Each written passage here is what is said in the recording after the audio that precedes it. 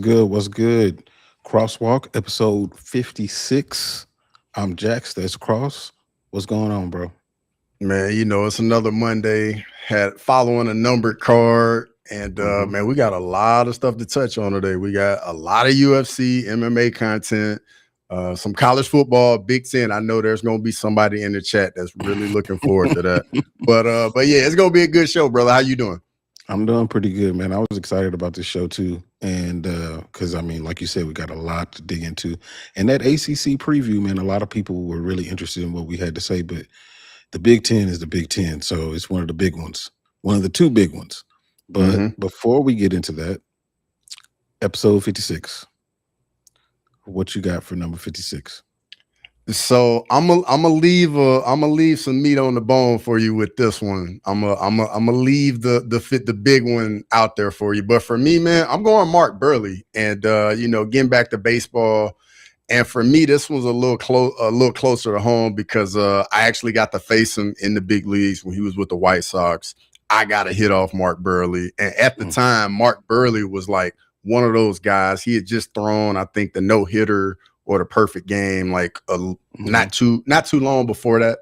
So for me, it's Mark Burley. I think I have an idea where you're going for number 56. I mean, there's no way I could not go differently than Lawrence Taylor. LT, one of, if not the best defensive players in the history of the game. 3-time NFL Defensive Player of the Year, 2-time Super Bowl champion, MVP as a defensive player. I mean, it's hard to look past that. He's one of the greatest ever. Grammy know what's up. I mean, that's what it is, man. He's one of the best ever. All right, so we got UFC stuff, right? So UFC, first of all, before we even get into the card, like, what did you think of this fight card as a whole? So going into it, I felt like for me, the card was kind of like, whatever. Like, I felt like the main event was really, really doing the heavy lifting.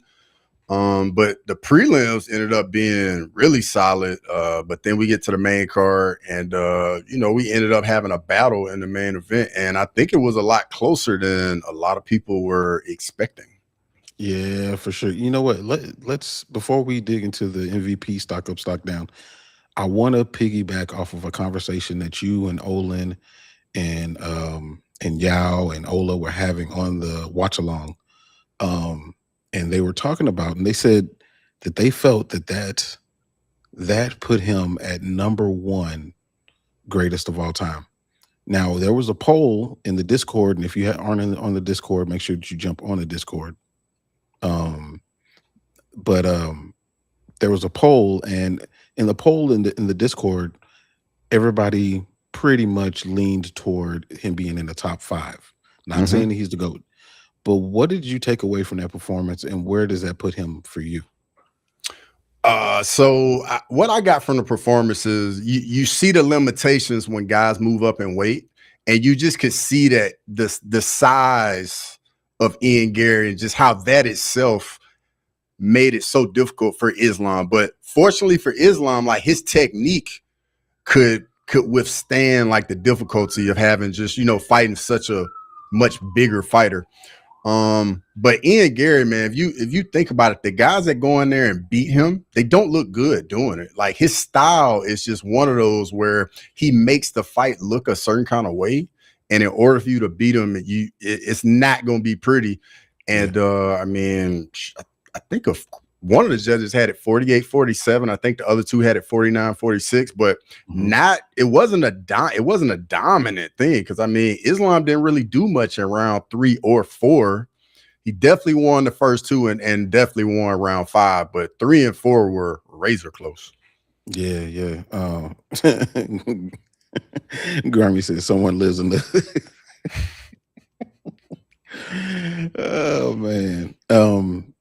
You know what, to me, that fight, that the way that it was closer than, some people thought it would be, just illuminated the fact that I have way higher hopes for Michael Morales than I did before because of how big he is. And like you said, there are limitations. We've seen this before. When I saw him struggling with the reach and just the size and the takedown defense, it reminded me a lot of when Benson Henderson went up in weight and fought Brandon Thatch. Now Ben won that fight and he won it by a submission, but he almost couldn't strike with him at all. Like the striking was gone. If you take away Islam's striking, then now he becomes just a Dagestani wrestler who becomes more predictable. So not to say that he was a bad, I mean, he's an elite wrestler and he still won the fight, but that was not a GOAT level performance. And for me, that did not move him up in the GOAT rankings at all. He's already in the top 5, in my opinion. Absolutely. But in order to get over those other 4, you got to do something. You got to do something crazy. And that wasn't it. That was not it at all. Yeah, and then I think Grimy says in the chat, like, people saying Prates should get the next shot. Do we agree with it, or do we think Michael Morales? I think it should be Michael Morales. I mean, Carlos Prates just lost to Ian Garry, 2 fights ago or something like that. Morales hasn't lost to anybody. Been finishing, starching dudes in there. And I think his power, obviously Prates got power too. But, it's another massive welterweight, big power in his hands. And I think that will give Islam another tough night. Yeah. I see a comment in the chat. It said, we're discussing the top 5. Jones snags his title super young, dominating in both lightweight and welterweight. Islam, however, earned his after an incredible 10-fight win streak. That's fair. Yeah, I mean, like you said on the stream, the fact that Islam has 8 championship wins, John Jones has 16 championship wins. He's not there yet, but he's going in the right direction. Absolutely, but he's just not there yet, and that's no slight on him. It's just now we're splitting hairs. This is what it is. Yeah, I mean, it's kind of like the Jordan LeBron talk. Like, once you get to like the GOAT talk, you gotta find like these fine-tooth comb points to make. Yeah. Because all the fighters are so good, all of their resumes are so good, and you got to analyze every single part of it. Yep, exactly. It's not a slight on Islam. It's just, we got to look at the decimal points now. So, who was your MVP of the card? I mean, it's an easy one. MVP of the card, Islam Makhachev, breaks the tie he had with Anderson Silva for the longest win streak in the UFC, defends the second belt up at welterweight. What can you say? Tough night out at the office. I mean, when the fight was over, you looked at Islam's face, man. He was lumped up, looked like he definitely been in a fight. You look at Ian Garry, he didn't have a mark on him pretty much, even though he got dropped with that head kick in round 2. Sure did. But yeah, for me, it's an easy one, Islam Makhachev. Yeah, that's a great pick. Mine is actually Jalin Turner, and it's scrolling across right now. A lot of people had Hernandez as a sneaky person to beat Jalin Turner, and then obviously, Jalin Turner retired, came back, and I feel like this put a stamp on him being back and being a force in the division. And the fact that Islam, like you said, he was all marked up. He looked like GSP after GSP fought Johnny Hendricks. Like it didn't move the needle for me, even though he got the job done. So yeah, I give Jalin Turner the MVP of this card. Who's your stock up? Stock up for me. This one was a very interesting fight because this dude was about to lose this fight, and he snatched victory away from the jaws of defeat.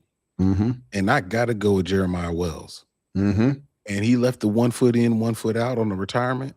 I don't know if that's going to move the needle for the UFC because he doesn't move the needle for the UFC. But if it does, I mean, he played his cards right. That's all he really could do. So yeah, stock up for me on Jeremiah Wells. Who's your stock up on? Man, I'm going a little off the beaten path, man. My stock up was Lucas Fernando. Like, the striking was on point. This dude was a 2-division champion at LFA at middleweight and light heavyweight. Light heavyweight's a very shallow division. I'm telling you now, this dude's going to be a top 5 contender very quickly. like looked very Mhm. composed, managed the range very good, like very crisp with the striking. And you know, with each fight in the UFC, man, this dude gonna get better and better and learn. But yeah, for me, man, stock up. Yeah, Lucas Fernando, that's gonna be a dude we gonna need to keep an eye on. man. I mean, I know that he's nowhere near this, but you know, if you're playing UFC 6 and if Lucas Fernando was on there, matching him up against Carlos Ulberg would be a very fun fight. Mm-hmm. He's nowhere near that, but that would be a fun fight because of their striking. Um, Useless brought up Johnson. That's a good shout. Energy, absolutely, with the Scottish twister. I mean, that was nuts. He called it beforehand too. Have you seen that? He was talking to Nah, I haven't seen it. yeah, he was in camp, you know, just talking, and he basically predicted the entire fight. It That's was crazy. nuts. All right, so who was your stock down on? Man, my stock down was Mansour Abdul Malik. Got submitted by Dustin Stolfus, rear naked choke in round 2. Like, I don't know. I don't really know where he goes from here. I mean, Dustin Stolfus, like getting that win, that's a great win for Dustin Stolfus, and he need that win badly. Yeah. Yeah, I don't really know where Mansour goes. Like, he's supposed to be a wrestler, but he didn't try to wrestle at any point with Dustin Stolfus. It just stood toe to toe and you know, didn't try to do anything else, man. Didn't show any fight IQ. So for me, it's Mansour Abdul Malik. What about you? Yeah, I had him written down too, but I also had another person written down, and that was Joel Alvarez. Yep. What in the world was that? He came in on short notice, and I guess he wanted to come and spar. That's what it looked like. And I don't give Chidi a lot of credit neither, but you know, he did just a teensy bit more. But bruh, Joel Alvarez, man, I mean, him moving up was supposed to be him surging into the welterweight division, and I ain't seen it. And that's not gonna help unless there was a gentleman's agreement beforehand that the UFC was aware of and they're not going to penalize him. That was horrible. That was awful. Yeah, just showed bad fight IQ too. Like, if you standing toe to toe with Chitty and you're not landing anything, but you're a legit submission threat, you're not going to try to grapple at any point. Like, come on now.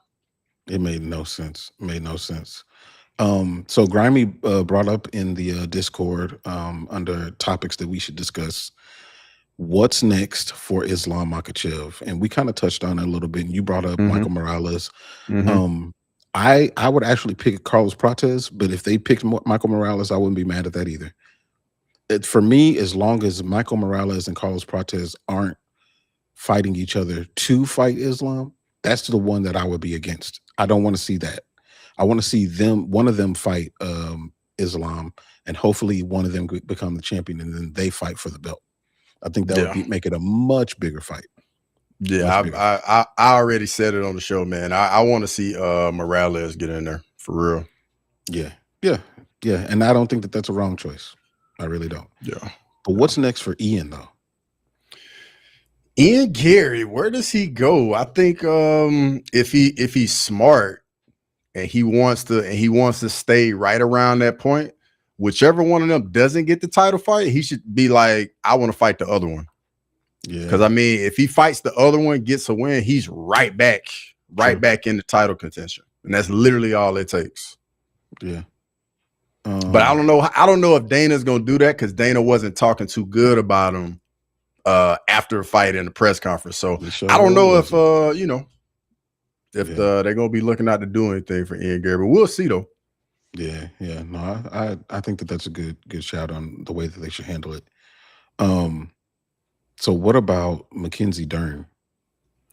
Mackenzie Dern, for me, man, I think the Weili Zhang fight has to happen. Like, honestly, I felt like that should have been the fight we got on Saturday night. But for going forward, it's definitely got to be Weili Zhang for me. Yeah, what about you? It's the only fight. That's the only fight. Yeah, it all depends on Zhang Weili and when she wants to fight. But we already know who the real champion is.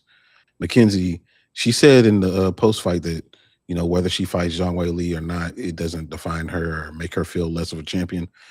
But like, we all know what's up. Yeah, you gotta fight know. Weili. You gotta get a win over Weili. Yeah, you're gonna have to. Mato is putting Ian versus Jacoby. Man, that's a lot. That's asking a lot. That's asking a lot. Yeah, that's a big jump. Yeah, it's a really big jump. Grammy said that you like Morales' zesty. And I bet Grammy wouldn't say that to Morales either. Sure wouldn't. Exactly. Sure wouldn't. That boy walk around 230. Exactly. That's a good question. Banger Wolf asks, what age is a fighter's prime years? I think like the 28 to 32 window is like when the physical and the mental kind of like when they start coming together. Every sport. Yep. When those two things level out, that's your prime. And it's different for different people, but for the most part, it's going to be between 28 and 32. Yep. Yeah.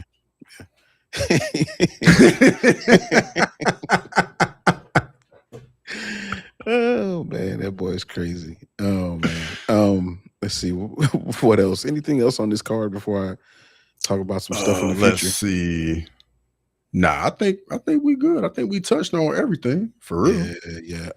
So what do you grade this card? Y'all do it in the chat too. Do you give this out of a 10?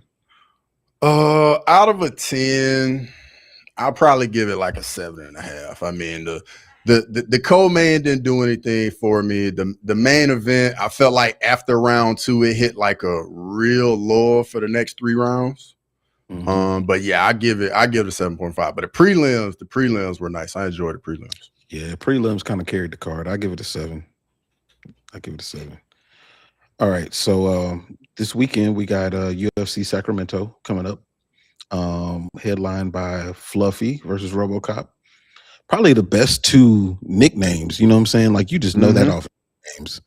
That's the way you're supposed to have nicknames right there. But so on that card in general, what do you think is a sleeper fight on the card? Sleeper fight on the card. All right, sleeper fight on the card. I know the streets, the chat will definitely think this is a sleeper fight. But Chris Padilla, Hakparas, that's a sleeper fight to me. It's gonna get no attention. Nobody gonna really talk about it, but I think that one's gonna be a lot of fun. Both guys gonna take a lot of damage, and both dudes come to scrap. Yeah. What about you?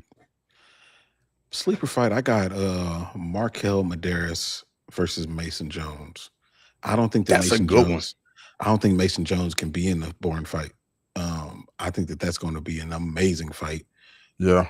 Primarily because of Mason Jones. Markel can fight, but he likes to stay pretty with his fights. You know what I'm saying? Stay on the, leave, looking good. But like, Mason does not care.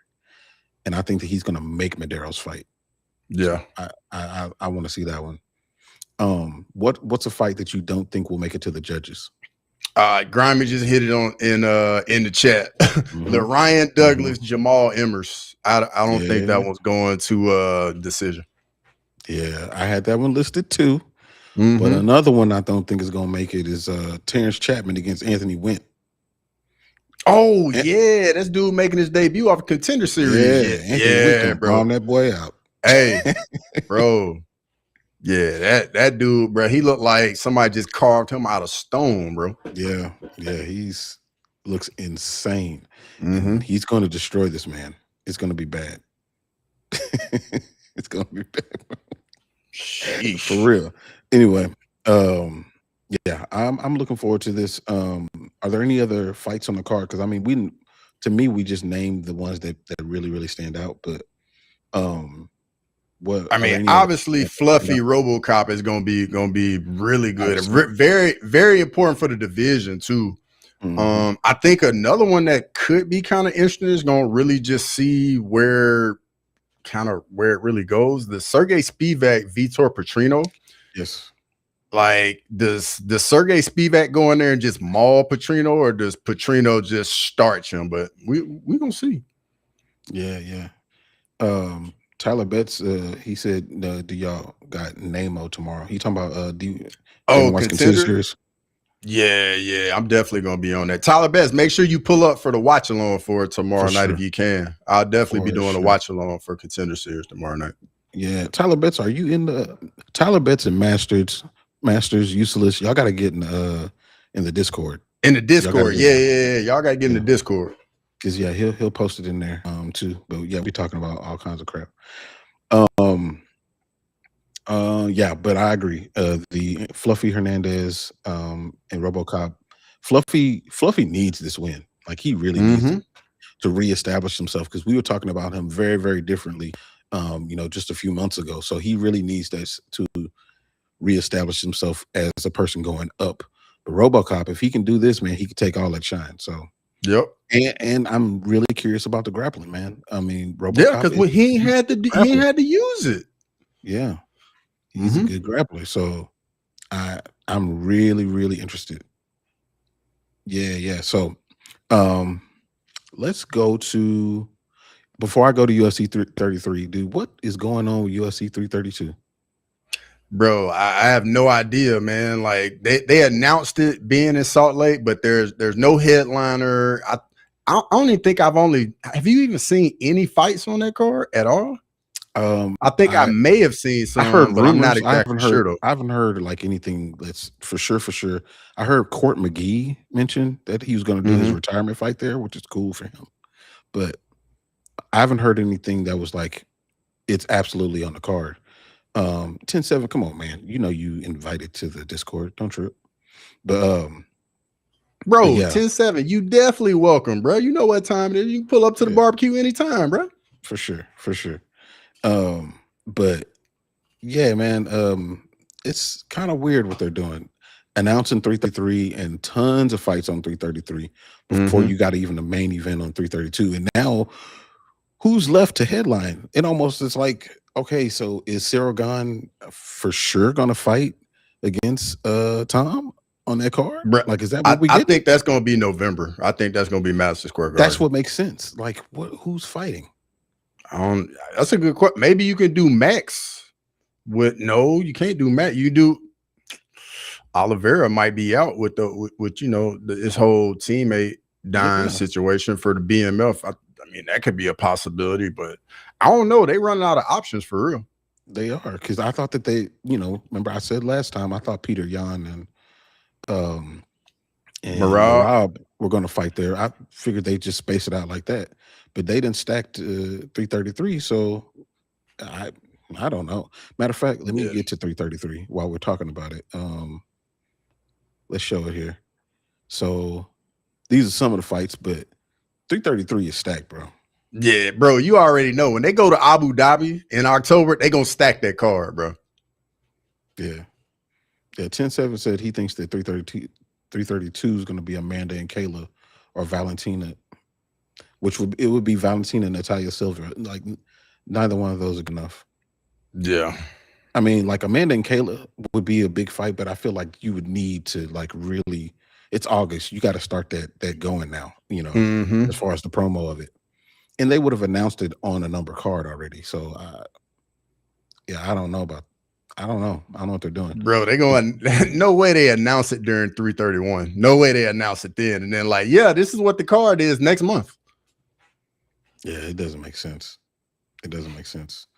But, so yeah, we got Volk defending his belt against Movsar Evloev. Petr Yan defending his belt against Merab.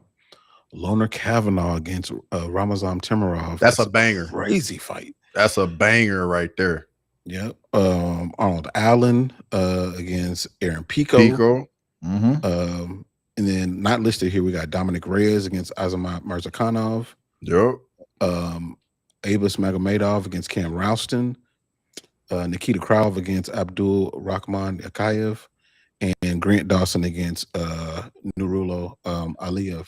So, like, we got some crazy good fights on. Bro, this the card right here. 333 is the card, bro. It's the one you get excited for.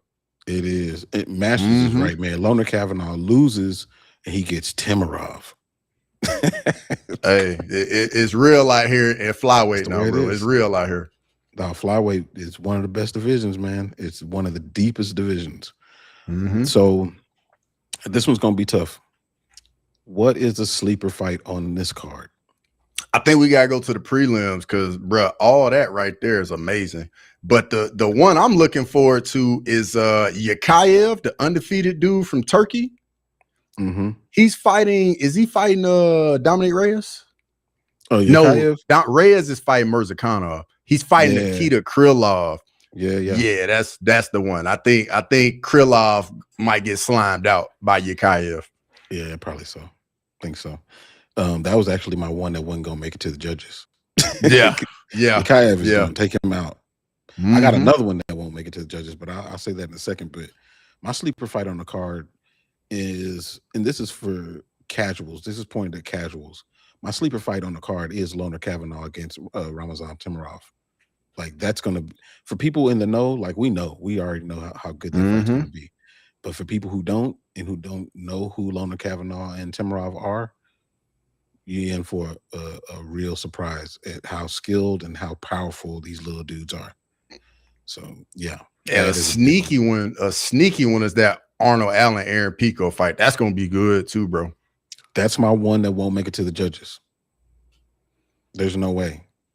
Yeah, Arnold Allen I think Arnold Allen is gonna slime Aaron Pico out. That's what I think. I think Aaron Pico's chin is not, it just ain't good at all. Yeah, I think he might have learned he can't just be too reckless. Maybe, but maybe not. Maybe not. I feel like he got a lot of Jackson Dart in him. He just gonna run into stuff. So yeah. Yeah, no, I'm excited for this card, man. I think that this card is gonna be, at least from a names perspective, it's a way better card than the one that we just saw. Yeah. Yeah. And it's gonna be early too. Because you know the numbered card Abu Dhabi is always early in October. Yeah. So Masters has a good question too. What is a win for Arnold Allen and what is a loss for Pico? What does a win for Arnold Allen do and what does a loss for Pico do? Man, a win for Arnold Allen, honestly, I don't think it does anything for him for real. Yeah. Like, he needs to be fighting somebody like Lerone Murphy or somebody like that. Like, he needs to be trying to go up. I mean, maybe, you know, like in the negotiation, like the UFC told him, like, hey, if you do this for us, we'll look out for you and we'll do X, Y, and Z for you. Because, I mean, honestly, I don't think the fight even makes sense for Arnold Allen, for real. It doesn't. It doesn't. Because Arnold Allen's coming off a win, ain't he? I mean, yeah. Why are we fighting back 7 spots? What are we doing against a dude like, he hasn't shown that he has the ability to be in the top 5. Like, I don't understand it. Yeah, bro. He beat Melky Costa. Yeah, that's right. Yeah. Yeah, I don't understand what we're doing. Murphy's fighting. I have seen that. Murphy fighting Vallejos. Yeah. Yeah. But Murphy's coming off a loss. So makes sense. So why are we doing this to Arnold Allen? Like, he really could do Vallejos Pico, honestly.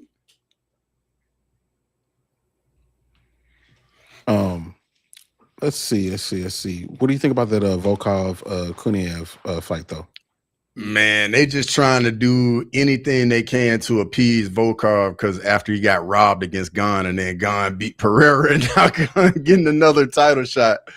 Volkov's just in a tough spot, man. Like, he's got to fight somebody, but I think it's a very winnable fight for him because he's gonna have a massive size reach advantage over Kuniev, and Kuniev is a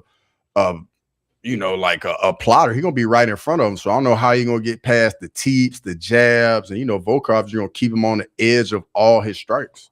Yeah, and Volkov's takedown defense has gotten way better in recent years. So yeah, it's gonna be a tough fight for Kuniev, a really tough fight. But Volkov, man, he's just been done really dirty. And I am a person who doesn't hold it against Cyril Gane that Volkov was robbed in that fight because Cyril Gane's not the judge. Yep. So what is he supposed to do? But I mean, if he beats this dude like Volkov has every right to start asking for a title challenge. Absolutely. Because of what we saw in that fight. So, Olin, we were talking about you earlier, bro. Olin, what's going on, brother? What's going on, man? Yeah, if y'all haven't subscribed to MMA Anomaly, make sure y'all go and do that. He's him and who is it? Pip. The Fight Week show, S-Dogs MMA, the Rambling Dad, the whole crew, Head Kick Pod, everybody. Yeah, everybody. Make sure y'all go and check them out. All right, so, man, you ready to dig into some college football? Yeah, let's get into it, man. I know this the part Grimy been looking forward to right here. Yeah, he's gonna find this real interesting. Let's see. Mm-hmm. Okay.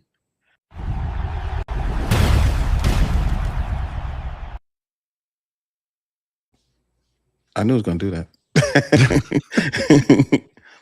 Anywho, so yeah, this week we're gonna talk about the Big Ten, one of the two premier. I won't say the premier because we don't know how this year's gonna go.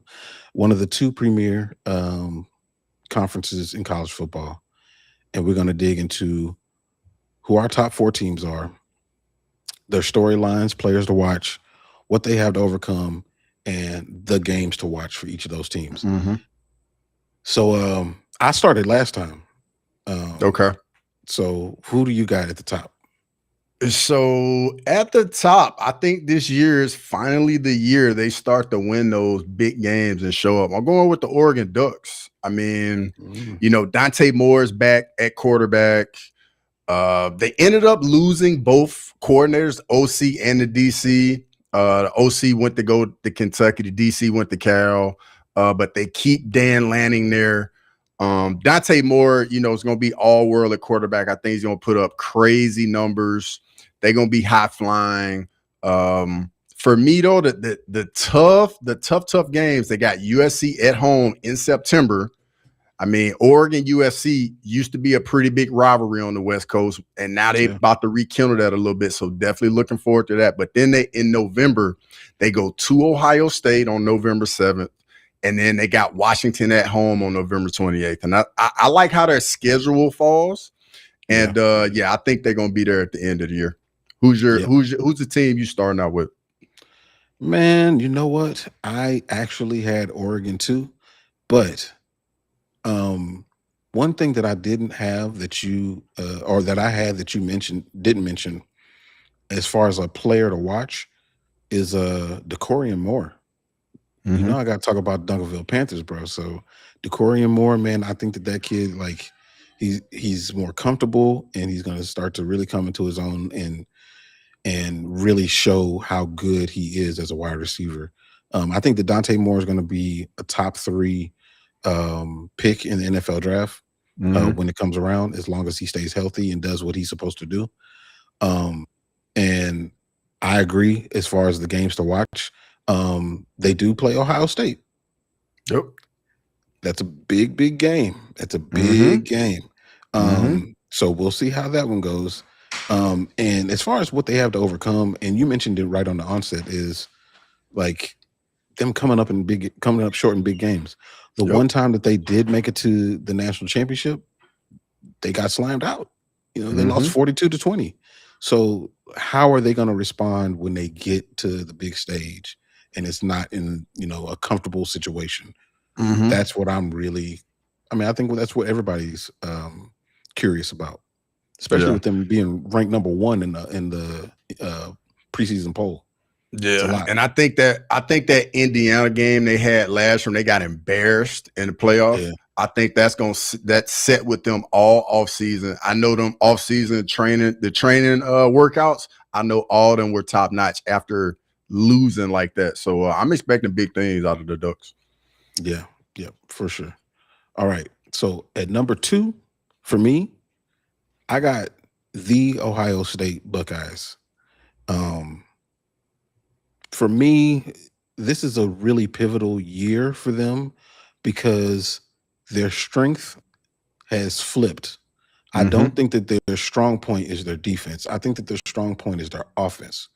They lost 8 starters on defense last year.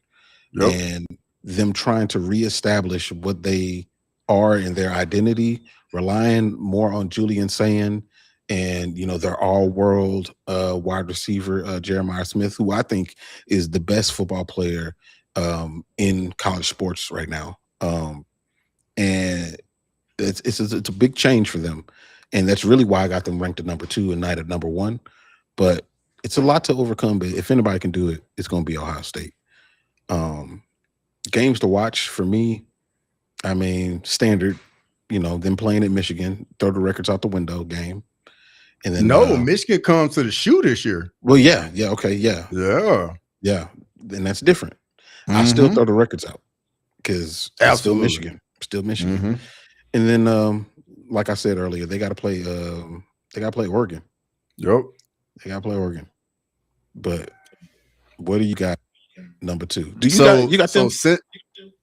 Yeah, I like honestly, like they were either whichever one you had one, I was gonna put the other one too. But I mean, Ohio State definitely up there for me. And they got the big game of the year. They got Texas week 2, Austin, Texas, in your backyard. They coming down there to see you boys. So that's gonna be the game. I'm sure game day is gonna be there. It's gonna be must-see TV. I'm definitely looking forward to that because I think I know how you just said Jeremiah Smith, that's your guy, but Texas, in my opinion, got the best receiver in America, and people don't even realize it. You talk about Cam? Cam is the real deal, bro. The dude was doing it at Auburn with no help, no quarterback. Now we got Arch Manning, got Ryan Wingo on the other side. Cam Coleman is going to go crazy this year, bro. Crazy. He's been going crazy in practice.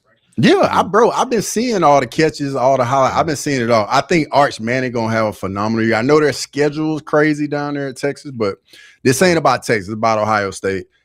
Ohio State got a monster schedule. I mean, they got Texas, Michigan, Indiana, Oregon. Like, I mean, they playing a big boy schedule, and then they got a little trap game at Iowa in the middle of the year. That's a sneaky place to go. A lot of people don't realize. Don't sleep. But yeah, like the Ohio State Buckeyes. Yeah, no, that's a good one. Who do you got? Oh no, it's me. At 3, I got the Indiana Hoosiers. I mean, coming off of winning I was about to say the belt, winning the championship. It's the belt. It's the belt of NCAA. Winning the championship. They got a new quarterback, TCU transfer, Hoover. And that's some big shoes to fill, man. Coming in for the Heisman winner. He led them to national championship. He's a number 1 overall pick. Like, that's a lot. And he's stepping in for that. But I think that he's going to be able to do it because of the play style. TCU does a lot of read option, and Indiana does a lot of read option. So I think that he's going to be successful. Players to watch, man. I really like Charlie Becker. I like him as a receiver. He reminds me a little bit of Ed McCaffrey from back in the day. If y'all know, you know, like he reminds me of Ed McCaffrey, the way that he plays. And then I also like Mario Landino, the defensive tackle. So, I mean, as far as like what they have to overcome, they're not sneaking up on nobody no more. Like, everybody knows that they're a good team. They know how good of a coach Kurt Signetti is. And it's just, you know, they're going to expect a top tier organization, not a basketball coming in. But games to watch, man. I mean, it's Big Ten football, man. They got to go and play USC. And they got to play Oregon. Like, it's a tough schedule. All of their schedules are really tough. But yeah, I think the trap game for them, the game that's going to be really, really like just to keep your eye on, is when they go to Washington late in the year, go to the West Coast. It's like the end of November 21st. That's going to be one to keep your eye on, man. Because when them teams go across the country end of the year, man, that's when things happen right there. Yeah. But I definitely like the Indiana pick. They're in my top 4 too. They're definitely in my top 4. I like the Indiana. I'm curious to see though how Cignetti handles all the success and can they keep it together? Because like when teams start to win, man, that complacency is right there, and that's the biggest thing. Like at Bama, bro, with Nick Saban, like he always was talking about complacency. Yeah. And when you have success, man, that's what you got to deal with. But yeah, I'm with you with the Indiana Hoosiers. Yeah. Oh, Hector Salamanca in this thing, man. He said Indiana's schedule is harder than last year's. Yeah, it is. For sure. It is. Yeah. Sean Moody said, "Let's go Illinois." Yeah, he is an Illinois guy. Somebody got to root for them. That's good. That's good. But my next team is a little bit of a surprise. I think this is a very critical year for them, especially their coach. I'm going with the USC Trojans, my bad. But De'Aaron Lynn, their defensive coordinator, leaves, goes to Penn State. They end up hiring Gary Patterson. I know this is a name you know very well down there in Texas to be the new DC. Yeah. I think he's going to fit very well with what they're doing offensively, because it's up tempo, run and shoot, like toss it around. But they are going to pound the rock a little bit at USC.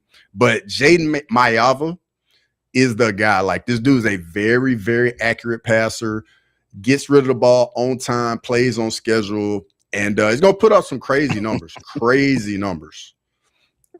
And Grimy calling you a hater. What do you mean, Grimy? Hey, y'all gotta play USC, bro. So Michigan gonna have an opportunity to see what USC is talking about this year. So, but as far as the schedule, when we get to that for them, man, they got a little 3-game stretch that I think is gonna make or break USC. They got Oregon, Washington, and Penn State in back-to-back weeks.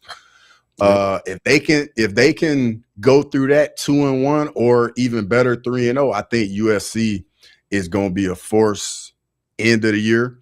And then they finish the year, they got Ohio State, Indiana, and Maryland. So November football, there's always big time matchups in that. But Lincoln Riley he got to get over the hump, man. He got some questions he got to answer out there at USC. And this year is make it or break it for him out there. Sure. Now, he did get the #1 recruiting class in the nation, so that definitely helps. But he's in his 5th season, and he's got to make some things happen. And a lot of that you said I had for them as well, and I had them actually. I have USC as my number 4, and I think one of the things that stood out to me was they have to balance the amount of travel that they have to do. I looked it up, and USC. They'll travel over 16,000 miles this year, and that's 3,000 miles more than the closest team, which actually is Oregon.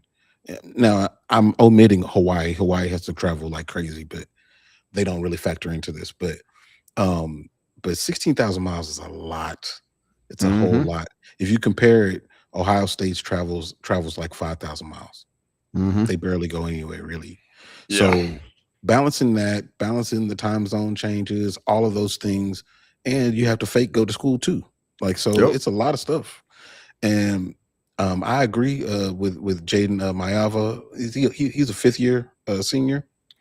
I don't know if he's a 5th year, but bro, I did a live stream for I think the USC Illinois game actually last year. Bro, this dude is super accurate, bro. Yeah, like, I think he got the best accuracy of anybody in college football, bro. Super accurate throw at football. Yeah. Another player that stood out to me was Jakeem Stewart, defensive tackle. So, and I think that a lot of USC's problems in previous years were in the trenches.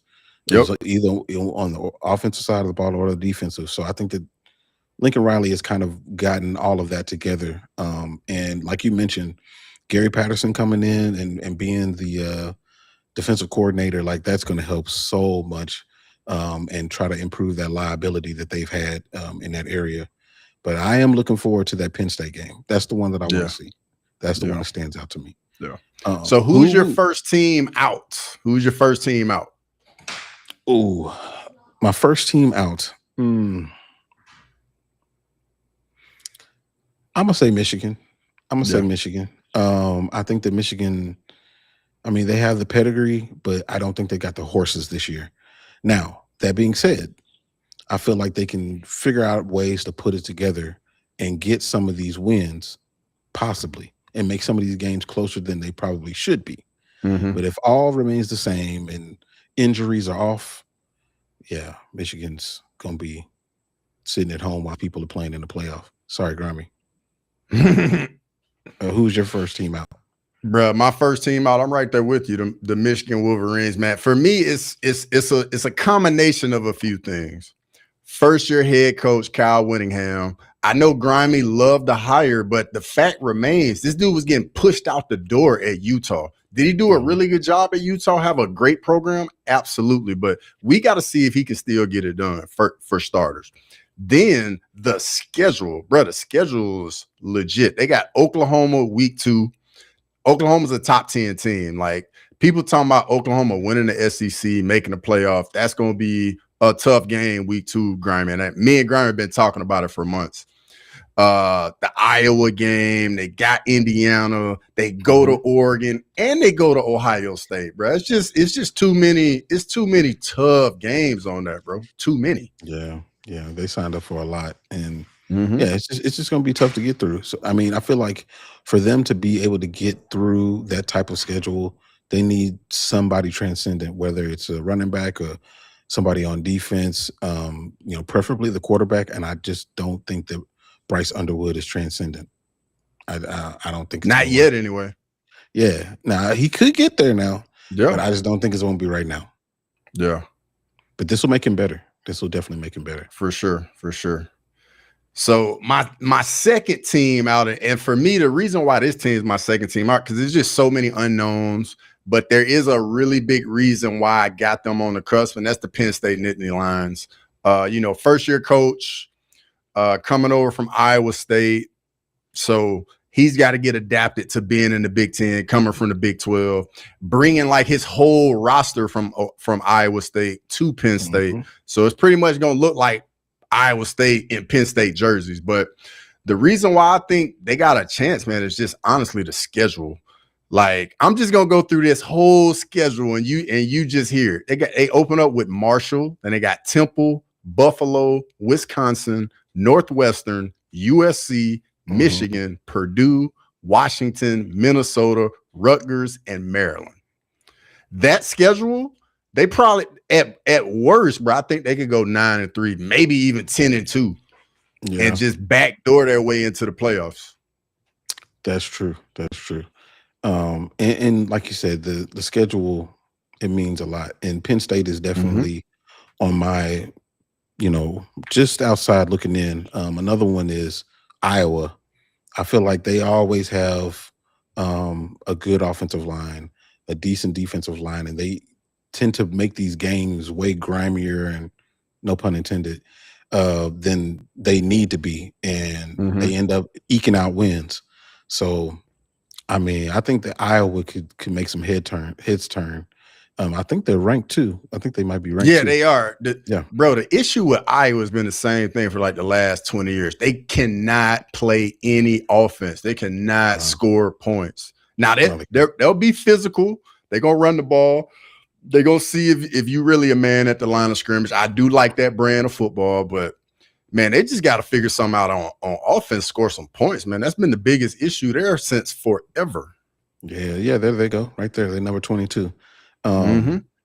Yeah, I like their griminess, and if offense doesn't come to play or if the weather's bad, Iowa could sneak through and get a win on you that they probably shouldn't have had. So I like them get some noise, but hey, grimy, Michigan's got a shot. It's a very small one, but they got a shot. Yeah, they got a chance. They're gonna have to win some tough games now. Yeah, some very, very tough games. Because that Penn State schedule, bro, I saw that schedule. I was like, bro, is this serious? Is this for real?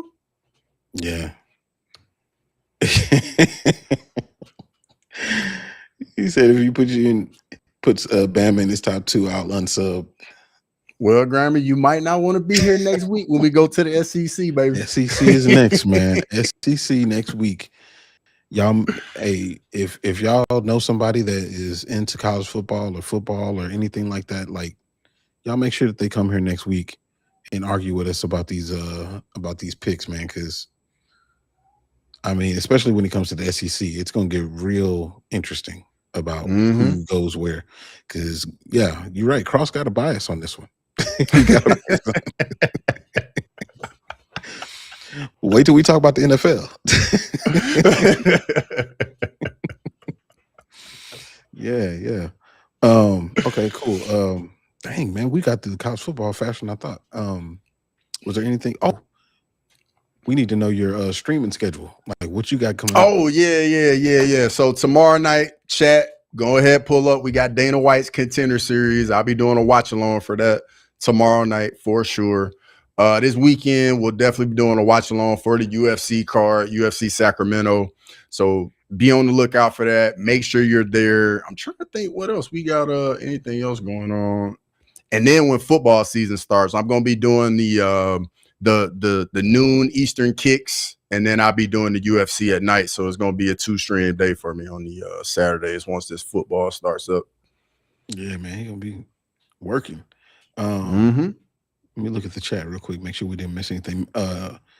MMA Anomaly said it would be fun to see y'all build a 2-leg parlay each week. Cross picks one and Jax picks the other. Yeah, I mean that'd be cool. Yeah, that'd be fun. You sponsor us some money too. Yeah. For sure. I'm down. Let's see what else. Creasy came in. I don't know if she's still in here. Appreciate you. Dave came in. Yeah, Dave came in here. Again. MJ, it's always good to see MJ World. Good to see you. For sure. He said he can't NFL. They ain't got no team in Bama. I mean, he ain't wrong. I mean, yeah. He ain't wrong.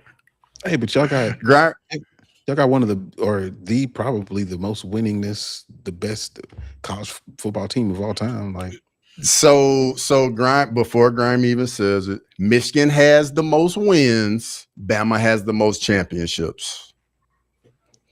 Because Grimy gonna get up in arms. You say Bama got more wins than Michigan. He gonna get up in arms about that. Okay, so I did say winning. Okay, I did say that. Yeah. That's true. My bad. Yeah, because okay. But I'm excited to do the NFL when it comes up to it. Now we got about 5 minutes left, but I'm curious. When we get to previewing the NFL, do you want to do a full division? Or do you want to do a full conference? So, I don't know if we have time to do all of them. Yeah, I don't know if we're gonna have time to go through the full thing. We probably could do like who we think will like win each division, or who we think can like battle out for division. Like we can do a conference and then go through a few divisions and talk about those if you want to do it like that. Yeah, I think we'll do it like that. Do a 2-day thing. Yeah, that'll work. Cool. Well, again, I'm gonna plug the Discord. Whoever hasn't joined the Discord, I think it's pinned right now. So go join the Discord, and we can chop it up. Y'all can give us some ideas about stuff that we should talk about on the show. Because there's always good stuff that maybe we didn't think of. But other than that, I feel like we touched on everything. I think. Oh, yeah. Von Miller is a Dallas Cowboy. Yeah. I had to get that over to you. Had to get that over to you. Yeah. Now I don't know if I knew you would like that one. I knew you would like that one. I did. He went to DeSoto too. Like that's cool. I don't know if it's gonna be anything, but bro did have 9 sacks last year. So yeah. And then you got to think, bro, he ain't gonna be getting double because they got Quinn Williams on that D line, bro. So he's gonna be 1-on-1. And Donovan Ezeraku and Malachi Lawrence. Yeah. Like, we might be able to do. Bro, you got that twinkle in your eye. You talking about Super Bowl over there with your Cowboys? Nah, the Rams are still in the NFC. If we can get the Rams to go ahead and get out the NFC, then maybe. But as long as they there, I don't know. And the Seahawks over there too, brother. Yeah, and the Seahawks they good, man. They real good. the 49ers always find a way to put it together, and we always have trouble against the Packers. So it's going to be tough, but I feel good. I feel like we're going in the right direction. Honestly, my goal for us is to make it to the NFC Championship. Does Dallas win a division? Do the Cowboys win a division? Yes. Yes. Okay. All right. Yes, they do. All right. Yeah, he feeling good. He feeling good about it now. Yes. He feeling real good. Cowboys win a division. I think it'll be tough. I think Philly's going to be good, but hey, man, they already won it twice in a row. You know how it is in this division. People don't repeat very often, so I think it's our year. All right. I like it. I like it. Yeah. Yeah. All right, y'all. Appreciate y'all jumping in here, man. We will catch y'all boys next time. Peace. Thanks for watching Crosswalk. Come back next Monday to chop it up. So please, whatever.